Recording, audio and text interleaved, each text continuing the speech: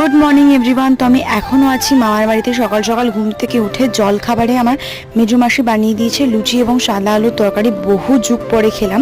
তারপর আমি ছোটো মাসির সাথে খেলছিলাম লুডো। আর আজকে লাঞ্চে ছিল কাতলা মাছের কালিয়া, শাকের একটা তরকারি, মাছের ডিম দিয়ে, তার সাথে ছিল চিকেন স্টু। আজকে আমি সারা দিন এসি চালিয়ে ঘুমিয়েছি, চিল করেছি, কোনো কাজ করিনি। বেসিক্যালি মামার বাড়িতে এলে কিছুই আমার হয় না, ওয়ার্কআউট বলো ডায়েট বলো, খাই দাই আর ঘুমাই, কোনো কাজ থাকে না। তারপরে দুপুরবেলা লাঞ্চ করার পর আমি খেলাম একটু ফ্রুটস।